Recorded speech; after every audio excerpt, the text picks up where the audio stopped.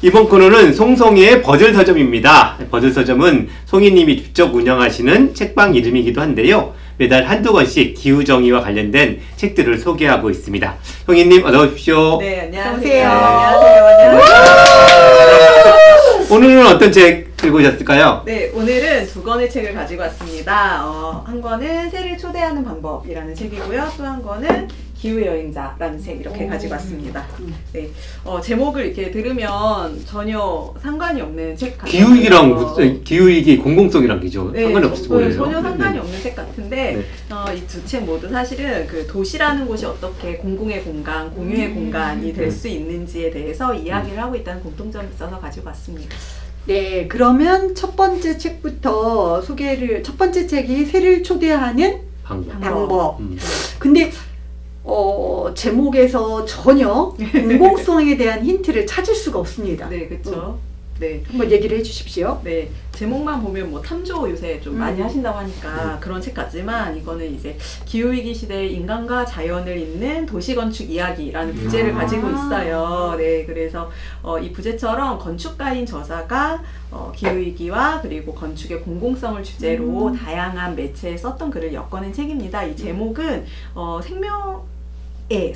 생명을 사랑하는 생명의 도시를 주제로 쓴 기고문의 제목을 가지고 온 것이라고 하고요. 도시가 어떻게 새도 함께 사는 커먼지가 될 수 있는가라는 질문을 가지고 뭐 도시의 작은 수반, 이제 물 놓는 곳들, 아니면 수공간을 만들면 새라는 비인간 생명도 이제 자신의 공간에 초대할 수 있는데 실제로 건축에 종사하는 사람들은 그게 유지 관리가 어렵기 때문에 잘 안 만들려고 한다고 해요. 그래서 근데 오히려 그런 수공간을 만드는 데는 우리가 뭐 고급 호텔, 부티크 시설 아니면 막 고급 이렇게 아파트나 이런 것들 있죠. 그런 조경으로 들어가는 그런 빗장 공동체라고 그런 것들을 한대요. 공동체는 공동체인데 빗장. 네, 딱 빗장을 걸어놓고 내부에서만 그들만의 네, 맞아요. 그들만의 공동체.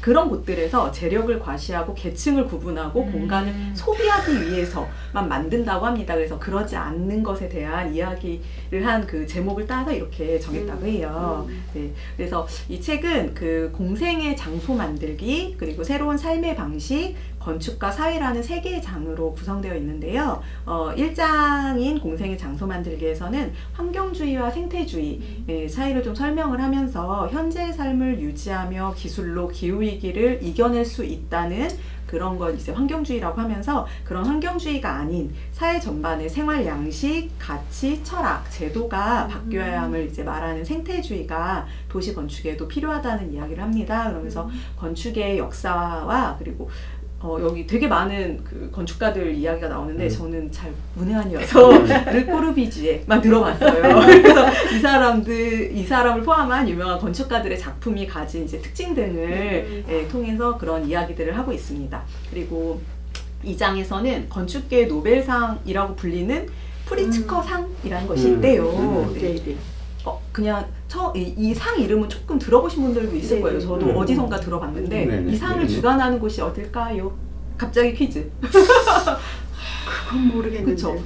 놀랍게도 하얏트. 우리 호텔로 유명한 그 하얏트. 하얏트. 그래서 이 상의 뭐 주관 단체라고 처음 알게 됐어요. 어쨌든 그런 프리츠커상의 수상자를 예로 들면서 최근 세계적인 건축 흐름이 멋들어진 이런 새로운 건물을 짓는 게 아니라 사회 문제를 해결하는 도시 재생 쪽으로 부각되고 있다는 이야기를 합니다. 그러면서 기후위기, 세계적인 주거권 문제, 그리고 양극화에 따른 사회적 공간 구성의 문제가 이제 심각해짐에 따라서 건축개혁 시를 해결하기 위한 노력들에 이런 큰 상을 줄 만큼 의미를 부여하고 있다고 그런 경향을 좀 설명을 하고 있고요. 그리고 3장에서는 이런 다양한 문제로 인해서 사회적 전환이 불가피한 그 지금을 전환의 시대라고 말을 하면서 이런 전환의 시대에 도시건축은 어떠해야 하는가를 보존과 변화라는 키워드로 설명을 합니다.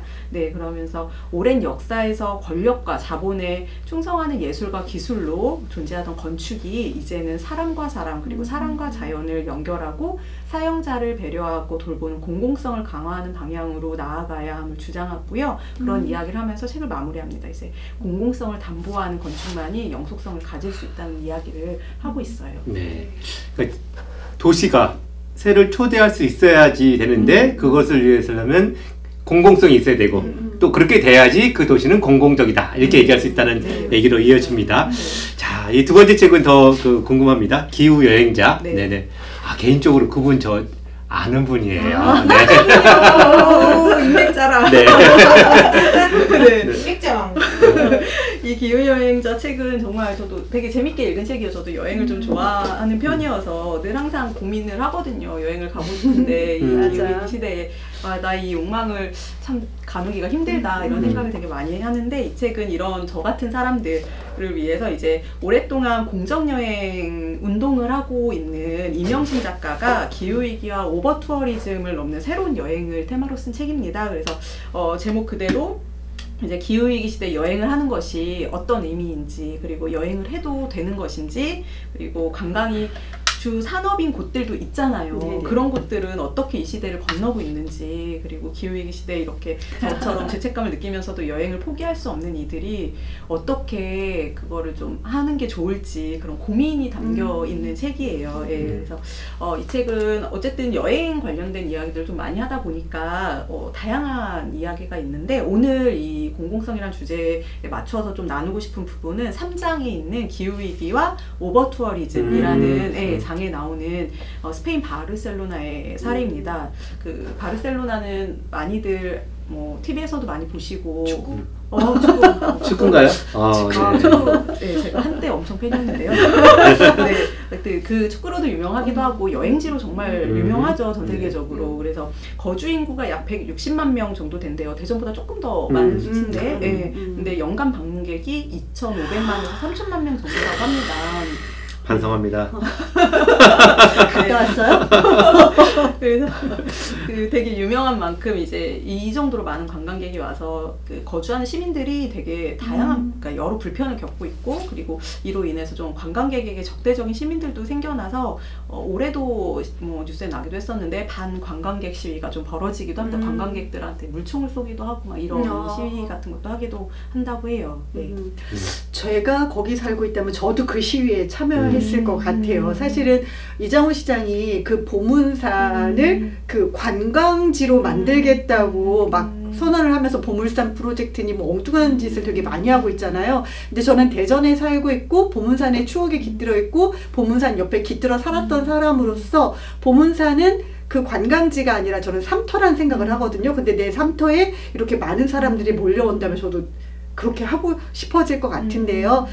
그래서 이제 지역사회와 그곳에 있는 자연, 여러 다른 생명들이 감당할 수 없을 정도로 많은 관광객들이 몰려오는 것에 대한 비판, 오버 투어리즘 비판이 주목을 받고 있는 것 같아요. 그래서 바르셀로나뿐만 아니라 이탈리아의 피렌체와 같고 또 다른 유럽 도시, 한국의 제주도 오버 투어리즘 얘기도 많이 들어본 것 같은데요. 그 기후 여행자 안에서 조금 더 하고 싶은 이야기들을 좀 들려주시면 좋을 것 같아요. 네, 맞아요. 말씀하신 것처럼 전 세계가 오버투어리즘으로 이제 몸살을 앓는 곳들이 되게 많죠. 사실 바르셀로나뿐만 아니라. 근데 이제 바르셀로나가 어떻게 보면 그런 도시들의 어떤 앞서 나가는 해결 방법을 좀 실험을 하고 있는 것 같아요. 그래서 그 관광객을 위한 도시, 관광 산업을 위한 도시가 아니라 살고 있는 시민을 위한 도시가 되기 위해서 바르셀로나는 공공성을 되게 강화하려고 노력을 한다고 합니다. 그래서 예를 들어서 유명한 관광지 중에 하나인 가우디가 만들었던 구엘공원에 이제 가는 버스가 그 마을 버스였는데, 원래는 그 관광객으로 인해서 정작 그 마을 사람들이 이용을 할 수가 없었다고 해요. 그렇게 되니까 이거를 해당 노선을 구글맵 길찾기에서 삭제해서 그 모르는 사람들은 탈 수 없게, 그래서 지역 주민들만 이용할 수 있도록 한다던가, 아니면은 에어비앤비가 되게 많잖아요. 요새 호텔 이용하시는 분도 많지만 에어비앤비 이용하시는 분도 많아져서, 그래서 이런 운영으로 인해서 정작 시민들이 거주할 그런 공간이 줄어들고 임대료나 부동산 가격이 너무 올랐다고 해요. 그래서 2028년까지 에어비앤비 없는 도시로 만들겠다는 선언을 시장이 하기도 한다던가 하는 그런 사례를 소개하면서 그것이 어떻게 가능했는지, 그리고 어떻게 현재 진행되고 있는지를 좀 보여줍니다. 작년에 나온 책이어서 되게 지금 우리 25년 지금하고 되게 떨어져 있지 않아요. 되게 동시성이 있는 그런 정책들이고, 이 과정이 시작된 게 2014년 이라고 해요. 그래서 주민협의회 및 시민사회 노동조합 등 사회연대 경제조직들이 참여한 지역정당 바르셀로나 엔 꼬무라는 곳에서 주거권 운동을 하던 운동가 출신 아다 콜라우가 시장으로 당선되면서 이런 흐름이 시작이 됐다고 합니다. 예, 그 아다 콜라우 시장은 이런 오버 투어리즘에 대응하는 그 여러 방법을 이제 정책으로 내놓았는데, 그 중에 몇 가지를 이야기를 드리면 혼잡도 상승과 주거권 침해 등이 일어나는 지역의 광고 금지, 그리고 신규 허가 중단, 입장 인원을 줄이는 제로 성장 등의 정책을 이제 쓰면서 이런 정책의 근본을 공유지를 시민에게 되돌려주는 것이라고 말을 했다고 해요. 그러면서 그 앞서 말한 구엘공원 같은 경우에 입장료가 부과되고 광고가 금지되고, 그리고 연간 900만 명이던 관광객이 240만 명까지 줄었다고 합니다. 예, 단지 이 정도만 했어도. 그러면서 아까 이야기 드린 것처럼 이제 주거지역과 학교를 보호하기 위해서 마을버스 외에는 어떤 버스도 그 앞까지는 들어오지 못하게 하고, 예, 입장 수익은 또 지역사회 공공공간 신설, 공원관리, 주민체육 등을 위해 투자해서 관광이 그냥 그 사기업이 가져가는 그런 수익 구조가 아니라 관광으로 인한 그 수익이 주민의 삶을 높이고 공동체에 기여하도록 그 노력한다고 해요. 그래서 그 구글맵에 버스 노선 삭제를 요청한 것도 시의 일방적인 행정도 아니었고 주민들이 참여한 위원회에서 되게 오랜 논의를 거쳐서 결정한 것이라고 합니다. 그러면서 그 또 참고로 나오는 사례 중에 하나는 그 사그라다 파밀리아 성당, 그쪽도 그 앞까지는 이제 버스가 못 들어간대요. 관광버스가. 그러면서 거기도 지역사회를 위해서 약 330억 원 한국 돈으로요, 예, 해당하는 관광 수익을 내놓기도 하고, 이런 일들을 예, 바르셀로나가 지금 하고 있다고 합니다. 네네. 근데 그 버스 얘기를 들으니까 저희가 제가 그 부모님이 살고 있는 집이 네. 그 야구장 두세 블럭 떨어져 있어요. 그래서 야구하는 날은 그 동네가 정말 힘들어져요. 이 주차도 그런데 버스를 못 타요. 그래가지고 제가 끝나는 시간에 우연히 맞춰서 나왔더니 기차를 타러 가야 되는데 기차를 놓칠 뻔했어요. 버스가 못타서. 그래서 갑자기 이 오버 투어리즘과 이게 좀 겹쳐 보이기도 하는데 야구 팬들한테, 하나 팬들한테 혼날 만한 얘기 같아서 좀 조심스럽긴 합니다. 네, 어쨌든 근데 이렇게 그 바르셀로나 여러 일들 너무 이렇게 멋져 보이는 것 같아요. 그래서 이 어떤 관광객이 몰려들어 돈을 버는 거는 기업인데 피해를 보는 건 다 지역 주민들. 이게 너무 부정의하다. 그걸 바로잡으려고 하는 노력들인 것 같습니다. 근데 그 외에도 너무 멋진 일들이 또 더 많이 있다고 들었습니다. 좀 소개를 더 해주세요. 네. 바르셀로나의 전환만은 또 이것만은 아니고요. 전환이 아까 대전 그 되게 넓은 인도를 대로 확장으로 축소시켰다 이런 이야기를 하셨는데 완전히 반대 정책도 시행을 하고 있다고 합니다. 거리를 차 대신 삶으로 채우자라는 모토 아래서 도로를 좁히는 공사를 하고 있다고 해요. 그러면서 도로를 좁혀서 자동차 속도를 10km로 제한하면서 이제 그마저도, 그 좁은 도로마저도 지역 주민만, 그 주민의 차량만 들어올 수 있게 하는, 아니면 진입을 제한한 이런 슈퍼블록이란 지구를 만들고 있다고 합니다. 그래서 이 슈퍼블록이 만든 교차로들이 있다고 해요. 이제 블록을 만들면 생기는 그런 교차로들은 주민들이 이용할 수 있는 작은 광장, 그리고 놀이터, 녹지가 되었다고 하고요. 이런 결과 2019년 조사한 결과를 보면 녹지율이 65% 상승하고 이산화탄소 방출은 42% 감소, 미세먼지 38% 감소라는 사회적 효과를 갖고 왔다고 합니다. 그러면서 또 2022년 기준으로는 자가용 이용률이 23.9%, 대중교통이 18.8%, 그리고 자전거나 도보 이용자가 57.3%로 이런 비율이 나타나는 결과를 가져왔다고 해요. 그래서 바르셀로나처럼 관광 산업이 시 경제의 14%를 넘게 차지하는 곳에서 이런 결정을 하는 건 사실 쉬운 일이 아니죠. 대전 같은 경우도 그렇고 한국도 많은 지자체가 관광객 유치하는 걸 엄청난 성과로 이렇게 말을 하잖아요. 근데 그럼에도 불구하고 이제 바르셀로나가 이런 공공성을 강화하고 지역 주민을 위한 정책을 펼쳐가는 그런 이유로 그 되게 인상적인 이야기가 나오는데, 책에